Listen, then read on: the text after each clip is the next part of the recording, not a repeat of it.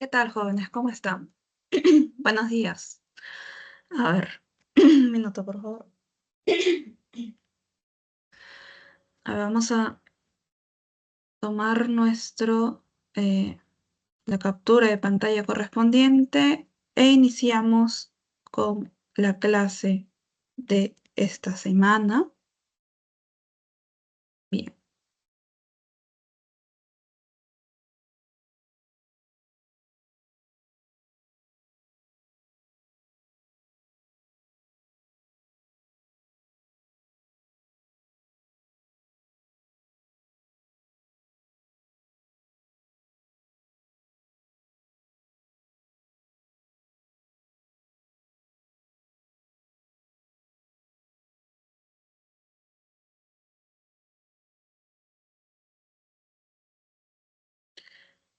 bien, buenos días, ¿qué tal?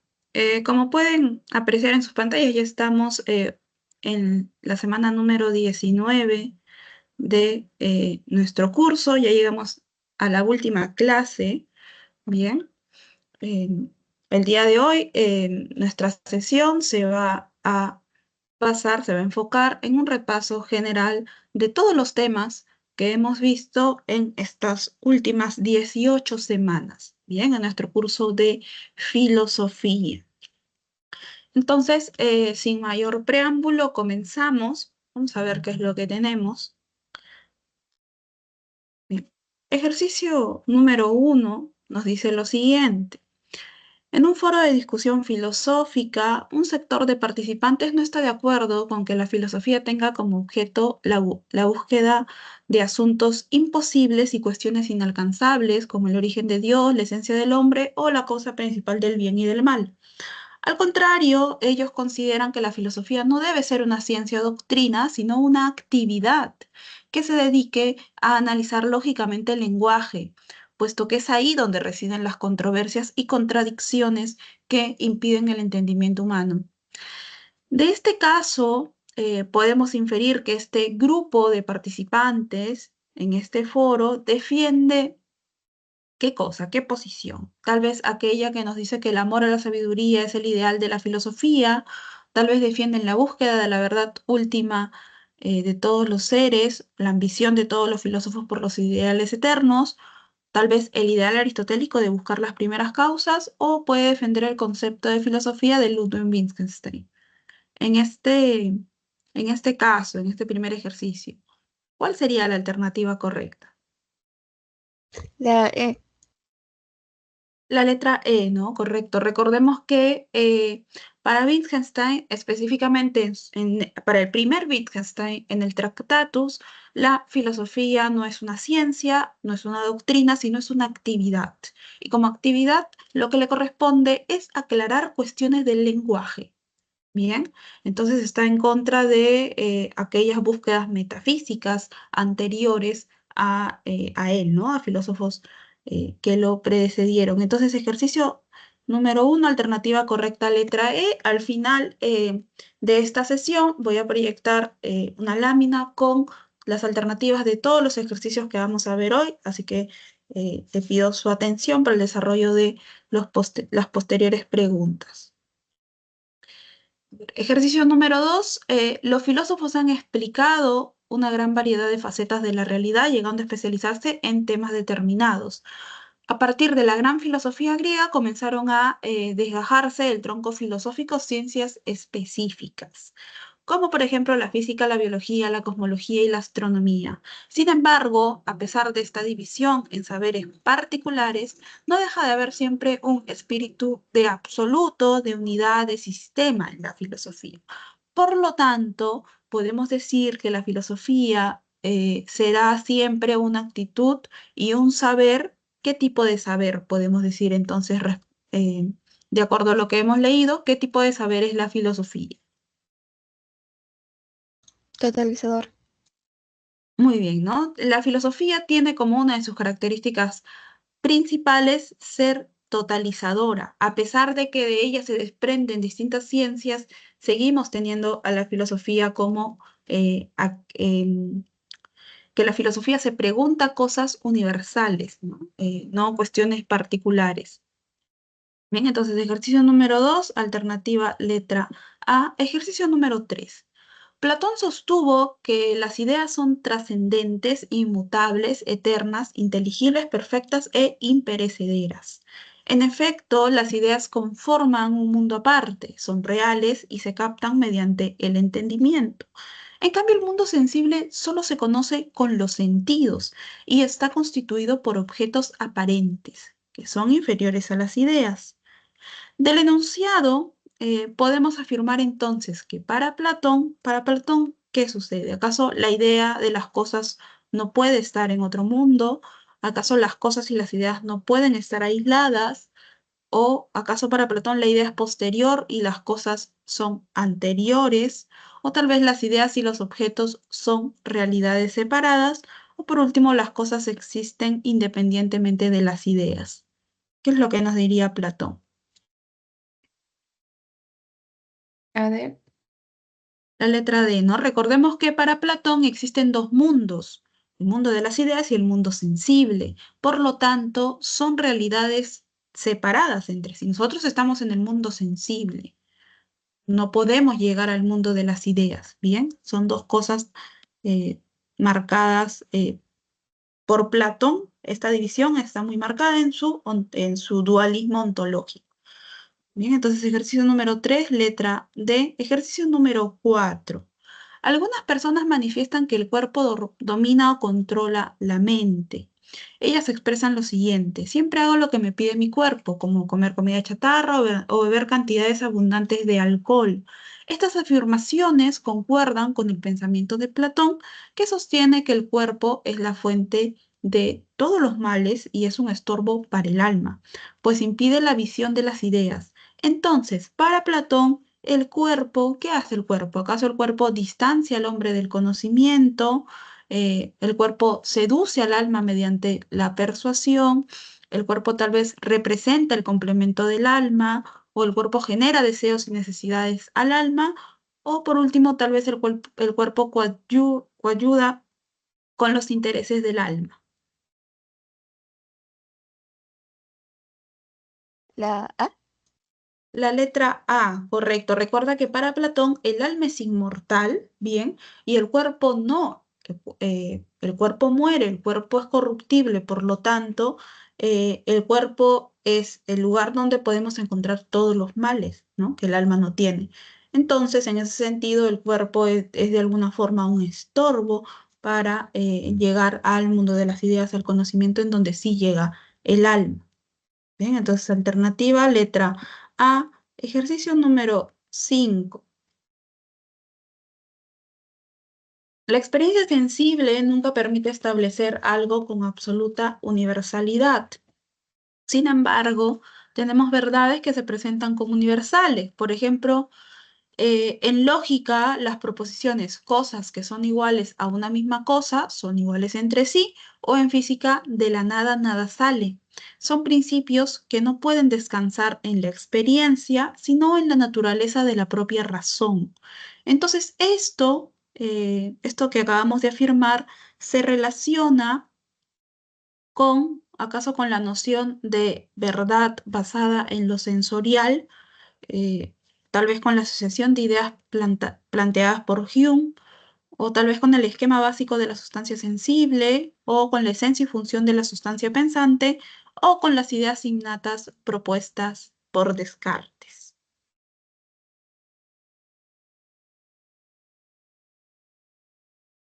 Bien, en este ejercicio la alternativa correcta es la letra E. Recuerda que la clasificación que realiza Descartes de las ideas, ¿no? Entre ellas las ideas innatas, tienen la característica precisamente de ser universales porque vienen ya con nosotros.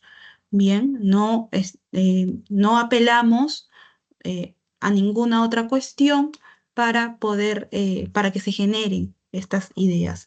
Bien, ejercicio número 5, entonces, alternativa letra E. Ejercicio número 6.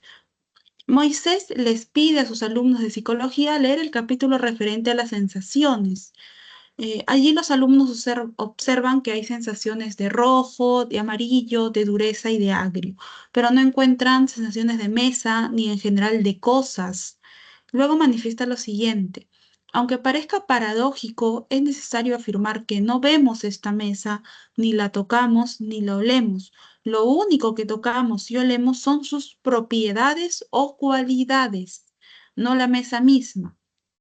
Miro esto que tengo ante mis ojos y que llamo esta mesa. Cierro los ojos, los vuelvo a abrir y me encuentro con sensaciones semejantes a las primeras. Y la repetida ejecución del mismo enlace perceptivo forma en mí un hábito determinado por la repetición regular de un mismo conjunto relativamente constante de sensaciones contiguas. Esto que acaba de expresar Moisés ¿coincide con qué autor? ¿Acaso con Descartes sobre las habilidades mentales innatas o con Hume sobre el cuestionamiento a la idea de sustancia? ¿Con Locke al cuestionar a la razón como origen de las ideas? ¿Con Descartes al afirmar a las ideas facticias como origen del saber? ¿O con Kant sobre el origen del conocimiento en la razón y en la experiencia? ¿Con quién estaría de acuerdo? Con Hume. Hume. Con Hume, ¿no? Correcto, con este rechazo de Hume a la idea de sustancia. En cambio, lo que plantea Hume es que nosotros vemos cualidades, ¿no? De las cosas y que, bueno, ya es algo a lo que nos acostumbramos de acuerdo a la generación de un hábito. Bien, entonces ejercicio número 6, alternativa correcta, letra B. Ejercicio número 7. Ricardo es un alumno que sostiene que a través del tiempo siempre hubo gente trabajando al mando de alguien y refiere que así se aprecia también en el estudio que hace Marx. Eh, Marx detectó en la Edad Antigua la existencia de amos y esclavos. En la Edad Media, señores feudales y siervos. En la Edad Moderna, burgueses y proletarios. En cada una de estas edades hubo un enfrentamiento entre los poseedores de los medios de producción y los que no poseen dichos medios. De acuerdo con lo mencionado por este filósofo, el enunciado alude ¿a qué tema? Al tema de la alienación del trabajo, tal vez al trabajo no remunerado o plusvalía, a la historia como la lucha de clases, al fenómeno de la sobreproducción o a la religión como el opio del pueblo. La La C. C. La C. La letra C, muy bien, ¿no? Acuérdate que para Marx la historia de la humanidad no es nada más que la historia de la lucha de clases. Por eso propone el comunismo como una sociedad finalmente en donde se eliminan precisamente las clases sociales para que no se dé esta lucha de clases. Entonces, ejercicio 7, respuesta correcta, letra C. Ejercicio número 8. Hegel propuso la dialéctica como método para estudiar la realidad. Además, él afirma que el fundamento último del saber solo se puede alcanzar mirando hacia la vida social de los sujetos. En esta se manifiesta la racionalidad del universo en su forma más acabada, la vida humana. Por añadidura, el espíritu es la racionalidad que gobierna al universo en su totalidad. Se manifiesta la conciencia bajo formas diferentes que van de lo simple y lo sensible a lo complejo y lo abstracto. Entonces, de acuerdo con esto, se infiere las siguientes propuestas de Hegel, excepto, o sea, qué cosa no se infiere, bien, excepto que puede ser que el espíritu subjetivo es la conciencia de la vida psicológica, que el sistema hegeliano trató de conocer el principio absoluto, tal vez no se infiere que la vida humana es la expresión acabada de lo absoluto, o que el espíritu objetivo es la conciencia de la vida en sociedad. Por último, se puede no inferir que la dialéctica solo conoce los aspectos sensibles del objeto. ¿Cuál sería aquí la alternativa correcta? La E. La letra E, ¿cierto? Porque lo que va a pretender Hegel en realidad es a través de la dialéctica conocer todo, ¿bien? Por eso habla de cuestiones absolutas, ¿bien? Entonces, ejercicio número 8, alternativa correcta, letra E. Ejercicio número 9. Un político denunció a un grupo de colegas conservadores por imponer un orden económico, político y social que las grandes mayorías sociales no comparten. Considera que las características de dicho orden son las siguientes: violencia, ignorancia y corrupción. La violencia para reprimir, la ignorancia para controlar y la eh, la violencia para reprimir, la amenaza para controlar y la corrupción para generar aliados en el poder. Además, manifiesta que este sector no reconoce el derecho del pueblo para pensar, ni menos para participar en la toma de decisiones de sus respectivos gobiernos. Entonces, las ideas de este político, ¿qué es lo que hacen? Cuestionan los planteamientos del espiritualismo latinoamericano o tienen correspondencia con el pensamiento de Benito Lazo o concuerdan con la propuesta marxista de José Carlos Mariátegui, tal vez rechazan la propuesta ético-pedagógica de Alejandro Deustua o señalan una problemática en la historia de la filosofía latinoamericana. Bien. Aquí la alternativa correcta es la letra B. Recordemos que Benito Lazo, representante de los liberales, ¿qué hace? Está en contra de los conservadores y además defiende la soberanía popular, ¿no? El que las personas, los miembros de una sociedad, puedan participar en la toma de decisiones de, el gobierno que los representa. Bien, entonces ejercicio número 9, alternativa correcta, letra B. Ejercicio número 10. Cuando las premisas de un razonamiento no son relevantes para la conclusión extraída, se dice que el razonamiento es falso. En el siguiente caso, por ejemplo, algunas personas señalan que los cazadores son acusados de salvajismo porque matan innecesariamente animales indefensos. Pero los cazadores replican contra sus detractores al señalar que comen la carne de ganados indefensos. La respuesta del cazador es convencer al público no aportando buenas razones, sino apelando a elementos eh, no pertinentes o incluso irracionales. Entonces, de acuerdo con esto, se puede establecer que el objetivo del empleo de una falacia se da acaso por el uso de la retórica en la fundamentación de los argumentos, acaso por la persuasión que se busca influir o incitar en la persona, acaso por el uso de los recursos literarios para adornar el lenguaje, o por el empleo dialéctico para el uso conveniente en los debates, o tal vez por la facilidad para contrarrestar argumentos contradictorios. ¿Cuál sería aquí la alternativa correcta? ¿Por qué La usamos una B. falacia? La letra B, ¿no? La letra B. Acuérdate que la falacia es algo que parece un razonamiento, pero en realidad no lo es, porque su punto fuerte es sobre todo el tema de persuadir a la otra persona o a las otras personas, ¿no? Para que piensen igual que yo, para que me den la razón. Bien, entonces ejercicio número 10, alternativa correcta, letra B. Ejercicio número 11. La teoría de la argumentación de Shane Perelman constituye una de las apuestas más interesantes que pone de relieve la importancia de convencer a los demás de nuestra posición a través de la práctica argumentativa. Vale decir, es necesario que nuestro discurso explique y convenza la exigencia de adhesión de un auditorio a las ideas que tratamos de probar. En términos del jurista y filósofo español Manuel Atienza, lo que hace Perelman es rehabilitar la lógica y rescatar la retórica como una práctica argumentativa cuyo objetivo consiste en captar la adhesión de alguien o de muchos en un esfuerzo comunicativo para resolver una diferencia de opinión. En base a este texto, podemos afirmar que un concepto central en la teoría de la argumentación es ¿qué cosa? ¿Acaso que la persuasión como elemento prevalente en el discurso argumentativo? Tal vez construir una lógica específica para que el público nos entienda bien, o el uso de técnicas orales y normas estrictas para convencer a la gente, tal vez la necesidad de apelar a cualquier falacia para convencer al auditorio o el papel insignificante de la retórica según la propuesta de Perelman. La A. La letra A, bien, recuerda cuando vimos teoría de la argumentación, uno de los autores más importantes era precisamente Shane Perelman, quien lo que hace es tomar el término retórica, que antes era muy vapuleado, se entendía de mala manera, no, lo que él hace es reavivar, digamos, este concepto y dice, no, en realidad no es malo, bien, no es malo utilizar la retórica y sobre todo uno de los elementos más importantes de su teoría es la persuasión, pero siempre a través de la argumentación.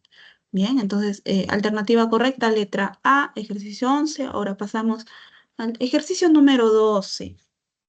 Charles Darwin sostuvo que el término evolutivo se refiere a cualquier tipo de desarrollo progresivo y regularmente envuelve una connotación sobre mejoramiento gradual. El término aludido es entendido como un proceso del cual resulta una mejor cualidad o complejidad de lo que evoluciona. Pero Lamarck, otro famoso biólogo, se mostró en desacuerdo y argumentó que en realidad la evolución de los organismos no trae aparejada necesariamente como consecuencia una mejora. Los avances son solo situaciones. Ninguna especie puede ser considerada como más evolucionada o avanzada que otra. Esto incluye a los seres humanos.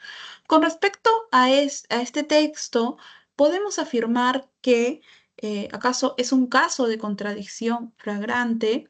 Hubo coincidencia entre ambos biólogos. Tal vez la idea de Lamarck es bastante consistente o el acuerdo requiere de una refutación mutua, o por último, que es un caso típico de contraargumentación.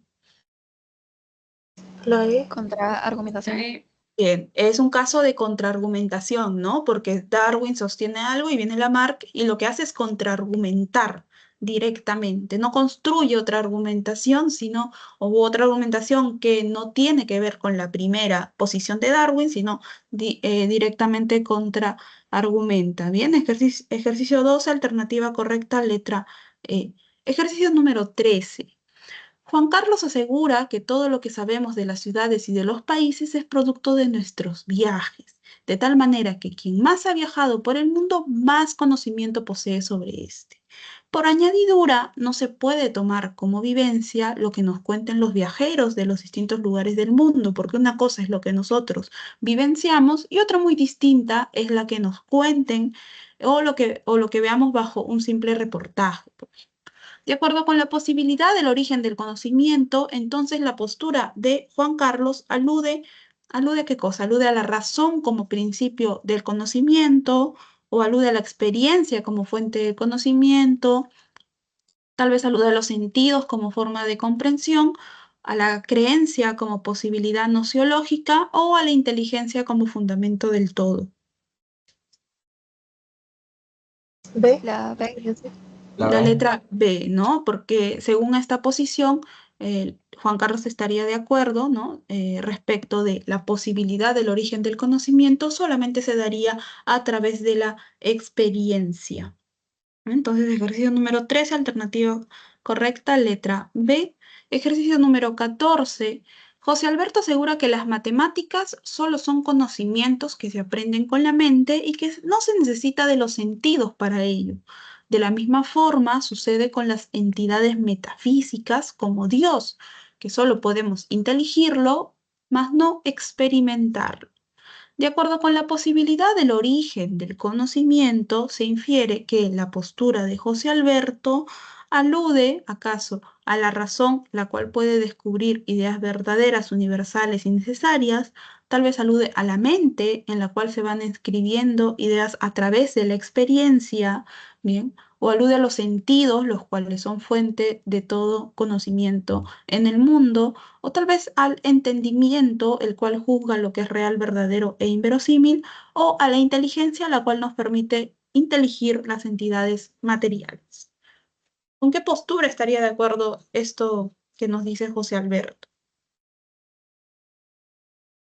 Con la razón, ¿no? La A. Sí, muy bien. Sí, muy bien. Letra A, con la razón, ¿no? Con los racionalistas, porque a partir de la razón podemos tener ideas verdaderas, universales y necesarias. Entonces, ejercicio 14, alternativa letra A. Ejercicio número 15. Una pseudociencia es un conjunto de ideas o prácticas que se presenta como ciencia, pero no es científica. En una época, la grafología fue considerada una ciencia. Pero, por ejemplo, los tribunales ya no recurren a grafólogos porque saben que se puede imitar la letra y la letra, ¿no? La escritura, no es un indicador de la personalidad.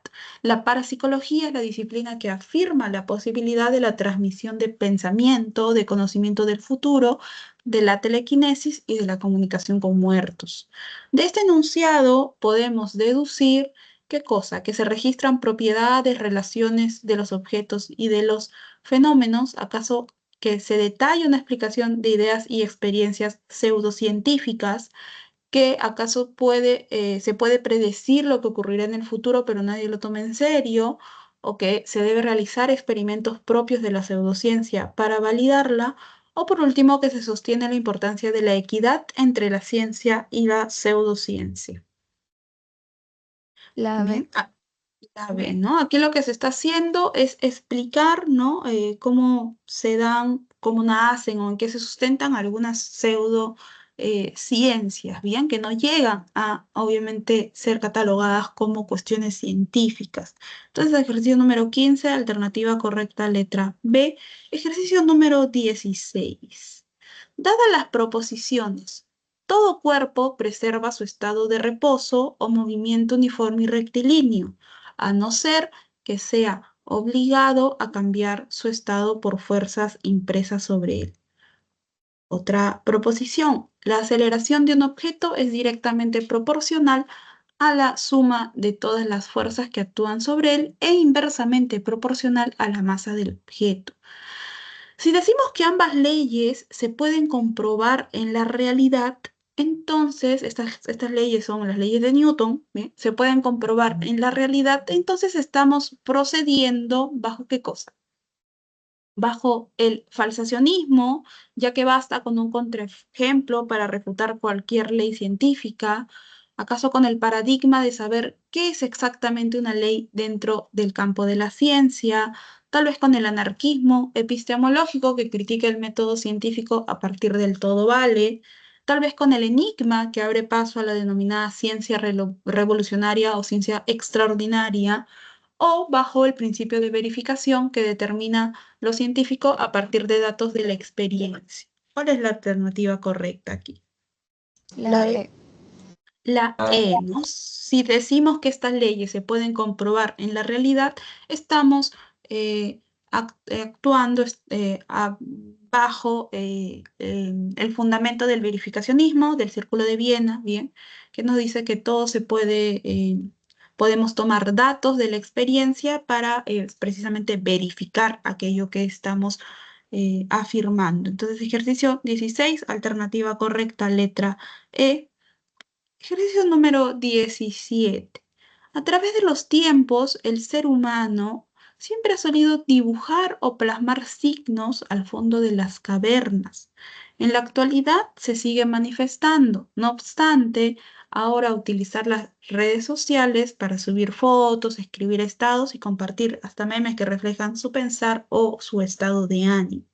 De acuerdo al problema de la naturaleza del ser humano, el enunciado está enmarcado, acaso, en la propuesta del sistema simbólico o en las relaciones sociales de producción o en el denominado espiritualismo, tal vez en la reflexión de mente y cuerpo o por último en el instinto de la voluntad de poder. ¿Sobre qué? La A. Muy bien, ¿no? Si nos dicen que el ser humano siempre ha dibujado, se ha comunicado de alguna vez, de alguna forma a través de símbolos o a través de signos, de lo que estamos dando cuenta es de que su naturaleza, ¿no? Es ser un ser simbólico, ¿bien? Eh, esta propuesta, como ya hemos estudiado, es enunciada por Ernst Cassirer. Bien, entonces ejercicio 17, alternativa correcta, letra A. Ejercicio 18. Eduardo es un niño de 5 años que sabe distinguir una cosa de las otras. Así distingue su único carrito rojo de bomberos que tiene de sus demás juguetes. Así también sabe cuántos juguetes posee dentro de su habitación. De acuerdo con Kant, se puede inferir que el caso de este niño es producto de qué cosa. ¿Acaso de los juicios sintéticos a priori que le permiten ordenar el mundo suprasensible? ¿O de las estructuras mentales que le permiten ordenar los datos del mundo exterior? ¿O tal vez de las condiciones que tienen los objetos para señalar al sujeto lo que estos son, o tal vez esto es producto de los alcances y límites que posee el entendimiento para conocer el noumeno, o puede ser producto de las formas puras de la sensibilidad humana, como el ser, el espacio y el tiempo. Bien, en este caso, recordemos, bueno, lo que nos dicen es que este niño puede distinguir su único, o sea, un carrito, ¿no? Su carrito de bomberos, de sus demás juguetes, ¿no? ¿Qué nos diría Kant? O sea, si nosotros le preguntaremos a Kant por qué es que este niño puede realizar esta acción, lo que te va a decir es que obviamente lo puede hacer porque, como La todos B. los seres humanos, ¿cómo? La B. Muy bien, ¿no? La letra B, precisamente, porque este niño, como todos nosotros, posee estructuras mentales o categorías mentales.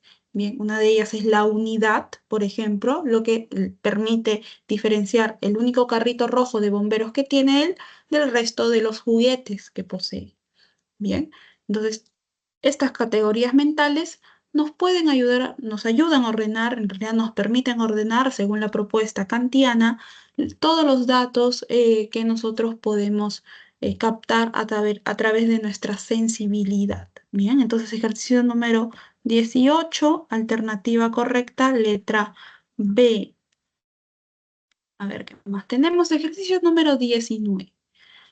Tras mucho tiempo sin verse, Ricardo se encuentra con su enamorada Claudia. Ambos deciden pasar la tarde juntos y comer cuanto se les antoje. Sin embargo, luego de almorzar y de comer helados, él prefiere evitar seguir comiendo por temor a sufrir una indigestión, mientras que ella se siente defraudada ya que quería disfrutar de otros potajes. Ricardo terminará por decirle que comer más equivaldría a sufrir innecesariamente. Se puede decir que lo que propone el joven, lo que propone Ricardo, ¿no? A su enamorada es cercano a qué cosa. ¿Acaso a lo que sostiene el hedonismo de Epicuro o a la posición utilitarista de Bentham y Mill o a la argumentación del objetivismo naturalista, tal vez al pensamiento eudemonista de Aristóteles, o por último al emotivismo de Ayer y de los miembros del Círculo de Viena? ¿Cuál La sería aquí A. la La alternativa correcta? Muy bien, ¿no? Sería la letra A, porque para el hedonismo, que en este caso es el hedonismo de Epicuro, ¿no? Hay que llegar, o sea, si bien nosotros debemos alcanzar, buscar el máximo placer, también debemos dar cuenta de en qué momento, bien, estamos más cerca o más lejos, ¿no? De este placer. Y en esta situación de este joven, ¿no? Que ya no quiere comer más porque puede sufrir una indigestión, esto obviamente lo aleja del placer y lo que debe hacer es de alguna forma tomar una decisión más razonable respecto a ello. Entonces, ejercicio número 19, alternativa correcta, letra A.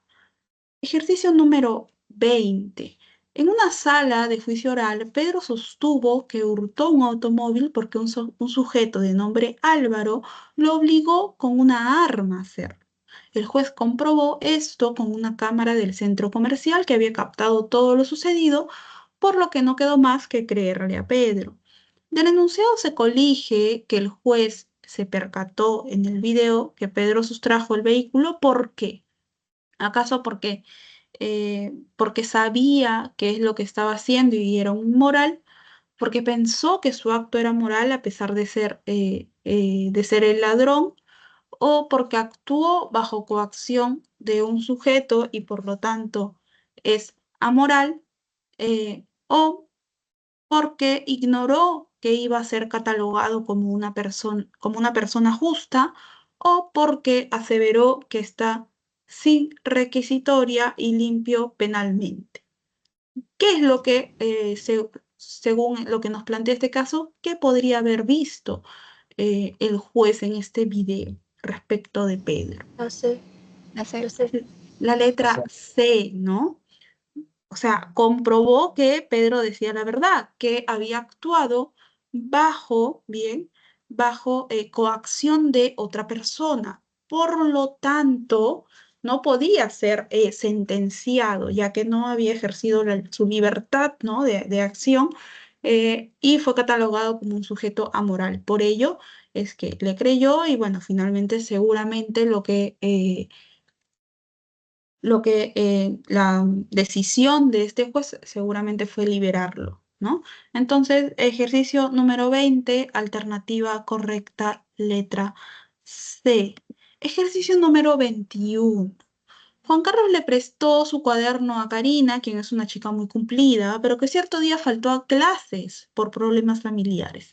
No obstante, Juan Carlos le comentó esto a su hermano en pleno almuerzo, o sea, que le había prestado porque él pensaba faltar la próxima semana a clases. Por lo que si le ha prestado el cuaderno a Karina, ella le va a tener que devolver el favor la próxima semana que él falte a clases. Bien. De acuerdo al enunciado, se infiere que Juan Carlos está contraviniendo aquel valor. ¿Qué valor está contraviniendo? El valor que trata a las personas como un fin en sí mismo y no como un medio, o el valor que reconoce a las personas al margen de su sexo, clase social y raza, tal vez el valor que exige similar trato a toda persona en el reparto de bienes o castigos, o el valor que reconoce la autonomía de los sujetos para elegir y tomar decisiones, o tal vez está contraviniendo el valor que sostiene la importancia de ser solidario, justo, correcto y cooperativo. ¿Cuál es el valor que está contraviniendo Juan Carlos con esta actitud? La La letra A, ¿no? No está viendo a las personas, en este caso a Karina, como un fin en sí mismo, sino como un medio. ¿Cómo se llama ese valor? ¿Te acuerdas? Ese valor fundamental. ¿Cómo se llama? Que se funda precisamente en la filosofía kantiana, ¿no? Es el valor de la dignidad. ¿Bien? Entonces, ejercicio número 21, alternativa correcta, letra A. Ejercicio número 22. Para Kant, la voluntad debe ser conducida por la razón para que nuestros actos a través de los imperativos categóricos sean correctos y justos. Así es como una de las obligaciones derivadas de la razón es que actuemos siempre de modo tal que tratemos al ser humano como un fin en sí mismo y nunca como un medio. Esta enunciación del imperativo categórico está relacionado con ¿qué cosa? Con la moralidad de un sujeto, con la norma de índole jurídica, con el principio de la igualdad, con el valor ético de la dignidad o con la inclinación de la acción. Bueno, ya hemos dicho, ¿no? A. El imperativo Bien. categórico se relaciona con el valor fundamental de la dignidad. Bien, siempre ver eh, al otro como un fin en sí mismo y nunca como un medio para alcanzar algo. Bien, y otra forma, recuerda que otra forma de formular, valga la redundancia, el imperativo categórico es el siguiente, ¿no? Actúa de tal manera que tu acción se vuelva universal. Bien, estas son las dos formulaciones del imperativo categórico. Entonces, ejercicio número 22, alternativa correcta, letra D. Ejercicio número 23. Miss, ¿Sí? disculpe, en imperativos categóricos creo que eran dos principios, ¿no? El de la dignidad y el de universalidad, sí, ¿no? Lo que dijo. Bueno, sí, podemos decir que la universalidad también, porque Kant propone su filosofía como universal, pero sobre todo se va a relacionar con el valor ético fundamental de la dignidad. Bien. Ejercicio número 23. Eh, Carlos opina que la película Irlandés de Martin Scorsese presenta una trama aburrida y que es un film mediocre sobre gángsters. Iris, su amiga, le responde que su parecer es prejuicioso y que prefiere considerar la crítica de una persona que tiene un juicio sólido, mejorado por la práctica y perfeccionado por la comparación. Se deduce que lo expresado por Iris se corresponde con la idea de Hume, que sostiene, ¿qué cosa sostiene Hume? Sostiene que los juicios estéticos solo deben formularlo personas expertas, o sostiene que la apreciación crítica es totalmente libre y desinteresada, o que los principios del gusto varían según los contextos culturales, o tal vez que los críticos de arte son personas que tienen un don especial, o por último, acaso Hume sostiene que los juicios estéticos no son ni verdaderos ni lo contrario. La La letra A, ¿no? Recordemos que para Hume no todos debemos o deberíamos, ¿no?, manifestar juicios estéticos, sino aquellas personas que tienen una formación y un conocimiento determinado respecto de este tema. Ellos son quienes pueden dar precisamente juicios estéticos para Hume. Bien, entonces, ejercicio 23, alternativa correcta, letra A. Avancemos, ejercicio número 24. El profesor explica a sus alumnos que el arte no solo trata de explorar los límites de la vida íntima, sino también se enfoca en examinar la vida social. Como nosotros vivimos en sociedades en las cuales se ha decidido las normas y costumbres sobre lo correcto, lo incorrecto, lo que se debe hacer y lo que no se debe hacer, entonces el arte debe cuestionar todo, incluso lo que se ha dicho antes.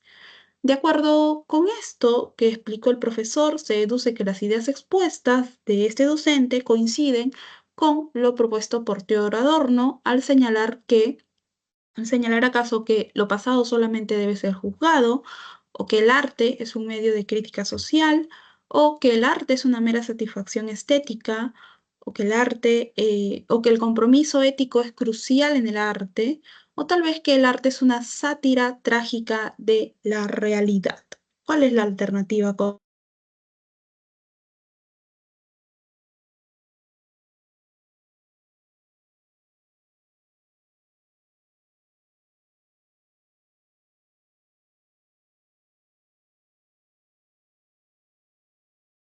¿Me escuchan? Creo que se fue un minuto. sí, sí se escuchó ahora. Sí, Sí, a ver, sí, creo ya. que sí, ahí estoy. Sí, disculpen. A ver, La B. la La B. letra, la letra B, ¿cierto? La letra B, recordemos que para Adorno, según su propuesta sobre el arte, primero no se puede definir por cuestiones de que tiene una definición de acuerdo a cómo va cambiando la sociedad, y también tiene como esencia de sí mismo el arte el hecho de ser crítico frente a cuestiones que en realidad el artista sería aquí, ¿no? Pueda considerar que no se están dando de manera correcta. Bien, esta es una parte fundamental del arte, por lo tanto, por eso es que dice Adorno que el arte nunca se debe entender como una cuestión conservadora, sino por el contrario, el arte siempre tiene este darse a la crítica, este darse al buscar cambios, ¿no? Cuando damos cuenta de que es necesario. Entonces, ejercicio número 24, alternativa correcta, letra B. Ejercicio número 25. En una conversación sobre el tipo de arte de su preferencia, Roberto le comenta a su amigo lo siguiente. Le dice, el arte abstracto, aquel que expresa el mundo interior del artista, es demasiado subjetivo. Esas obras solo pueden tener una fama pasajera, porque las obras que perduran son las que reproducen la realidad con mayor fidelidad. Todo lo subjetivo es relativo a un contexto y no trasciende el tiempo.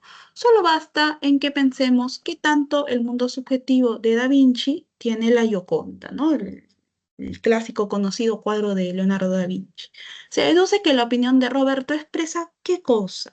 ¿Acaso una defensa de los preceptos surrealistas, o una crítica a la perspectiva expresionista, tal vez un encuentro entre realismo y arte pop, o una renovada apuesta por el modernismo, o por último acaso Roberto está expresando una crítica al arte y a toda su técnica? Bien, esto es respecto de eh, los movimientos artísticos, ¿no? ¿Qué es lo que estaría haciendo Roberto en este La B. caso?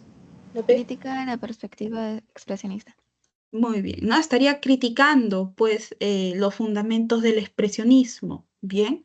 En, Entonces, la alternativa correcta, ejercicio número 25, letra B. A ver, digamos, avanzamos. Ejercicio número 26. En medio de un recorrido por una exhibición de arte, el guía comenta que, más allá de corrientes o estilos artísticos, todas las grandes obras de arte han destacado también por su gran trabajo sobre el color. Así, desde un paisajista como Turner hasta un pintor abstracto como Klein, han logrado un manejo estupendo del color. Es por eso, concluye el guía, que no podemos decir que la belleza de una pintura depende exclusivamente de quien lo ve. Si esa persona lo percibe como algo hermoso, es porque ese cuadro tiene características que todo ser humano podrá reconocer. Lo dicho por este guía puede ser calificado dentro de qué propuesta o de qué postura. ¿Acaso desde la perspectiva relativista, desde la posición subjetivista o desde la propuesta del arte pop o desde la postura objetivista o por último puede estar relacionado con una propuesta modernista? ¿Cuál sería la B. alternativa que debemos Eh, marcar aquí? Sí, a ver, la letra D, ¿no? O sea, todo esto que nos ha explicado el guía, sobre todo en cuestiones de sobre el arte, en cómo podemos entender que aquellas características como el uso del color, el uso tal vez de las sombras, de las perspectivas, son cosas que todos, o sea, todos podemos reconocer. Bien, entonces por ello es que se va a relacionar con la postura objetivista respecto de la obra de arte. Entonces, ejercicio número 26, alternativa correcta, letra D. Ejercicio número 27. Gerardo es un ferviente demócrata. En su afán de hacer más sólida su postura, ha investigado acerca de las fervientes tesis sobre la democracia y la república que se han propuesto a través del tiempo. Él está convencido de que el correcto funcionamiento de la república requiere leyes que eviten la tiranía, instituciones en las que participen los distintos sectores sociales y ciudadanos que tengan una activa participación en los asuntos públicos. En esta posición de Gerardo guarda similitud con ¿qué propuesta? ¿Acaso con la tesis republicana de Rousseau o con lo postulado por Platón en las leyes, tal vez con el Estado propuesto por Thomas Hobbes, acaso con las ideas políticas de Maquiavelo, o por último, tal vez está relacionado con la propuesta política de John Rawls? ¿Con cuál propuesta estaría de acuerdo Gerardo? Maquiavelo. Maquiavelo. con, con Nicolás Maquiavelo, ¿no? Gerardo estaría de acuerdo con Maquiavelo, sobre todo lo que Maquiavelo defiende en su discurso, bien, en su conocida obra Discurso, eh, escrita incluso anterior al Príncipe, en donde defiende precisamente esto que expresa Gerardo, ¿no? Un Estado, una república va a desarrollarse de manera correcta si tenemos leyes que eviten la tiranía, instituciones muy bien definidas y ciudadanos que participen de los asuntos públicos.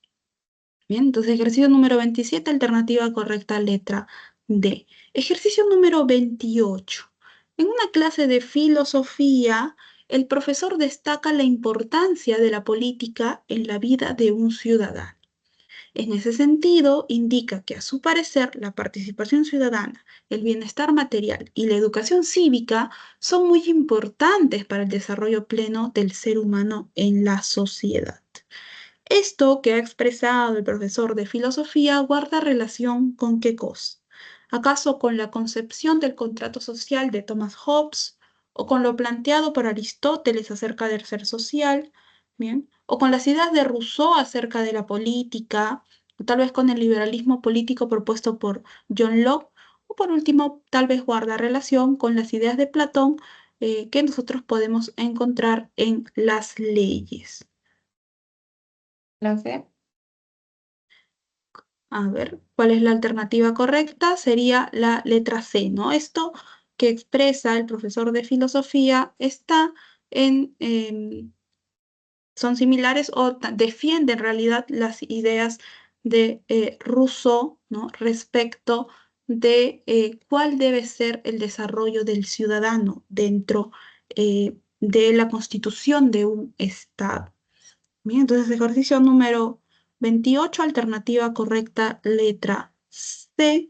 Vamos ya casi por lo último, ejercicio número 29. El liberalismo ha extendido la idea de que cada individuo, de forma independiente, ha decidido convivir de acuerdo con pactos políticos y económicos según sus intereses e identidad.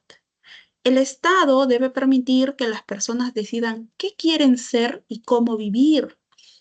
En contraste, el comunitarismo declara que las personas no son individuos, sino ciudadanos que pertenecen a un determinado grupo social, unidos por su historia, cultura y valores. De acuerdo con el enunciado, se deduce que el comunitarismo, ¿qué es lo que va a defender o qué es lo que va a considerar aquí? ¿Acaso el comunitarismo considera que el derecho a la identidad se determina con criterios ideológicos o que la identidad de cada persona expresa se debe valorar y defender? ¿O acaso el comunitarismo considera que la igualdad en oportunidades es el fundamento de una real identidad? O tal vez el comunitarismo defiende que la identidad del ciudadano se define por su pertenencia a un grupo. O por último, el comunitarismo acaso considera que el derecho del ciudadano se abre paso en la sociedad de consumo. ¿Cuál es la alternativa correcta en este ejercicio? A ver. La La D. D. Muy bien, La la D. letra D, ¿no? El comunitarismo, en clara contraposición al liberalismo, nos dice que nosotros somos individuos que yacemos en cierta comunidad y a partir de allí nosotros desarrollamos tradiciones, costumbres, modo de ver las cosas, modo de incluso ejercer nuestra propia ciudadanía, ¿no? Siempre basándonos en qué grupo hemos desarrollado prácticamente nuestra vida. Bien, ejercicio número 29, entonces, alternativa letra D. Llegamos a la última pregunta, ejercicio número 30. Para el republicanismo, el Estado debe reconocer y amparar los individuos o grupos con los cuales se organiza y estructura la sociedad. Para ello, el Estado debe brindar las condiciones materiales y espirituales para el pleno desarrollo de todos los individuos en una sociedad determinada. Entonces, para el republicanismo, eh, podemos dar cuenta de que para esta posición, el Estado, ¿qué es lo que hace el Estado? ¿Acaso promueve los derechos de los individuos buscando el bien común? ¿O tal vez genera condiciones para que las personas puedan elegir libremente? ¿O tal vez el Estado concibe proteger a los individuos solamente los derechos individuales de ellos? ¿O el Estado fomenta los intereses particulares de los ciudadanos en general? O por último, tal vez el Estado alienta los intereses individuales por encima del bien común.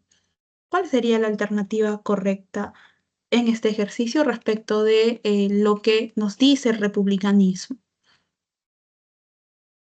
La A. La letra letra A, muy bien. Recordemos que un término, una concepción muy importante para el republicanismo es el bien común. Bien, entonces, bien, el republicanismo, a diferencia del liberalismo, promueve los derechos de las personas, bien, como individuos, pero siempre teniendo como centro el concepto de bien común, ¿no? Porque se está gobernando una sociedad en sí. Bien, entonces, este ejercicio número 30, alternativa correcta, letra A. Bien, jóvenes, llegamos al final de la sesión y al final de nuestro curso. En realidad, ya tienes en la pantalla las claves de los ejercicios que hemos desarrollado el día de hoy, semana número 19, última sesión, última vez que nos vemos a través de la pantalla. Les quiero agradecer su presencia a lo largo de estas 19 semanas. su atención en el desarrollo de todos los temas de nuestro curso de filosofía. Les deseo una buena mitad de semana y un muy buen estudio. Tengan buen día. Muchas gracias Muchas por gracias, todo, profesora. Miss. Chao, profesora, Chao. gracias. Chao. Gracias, Miss.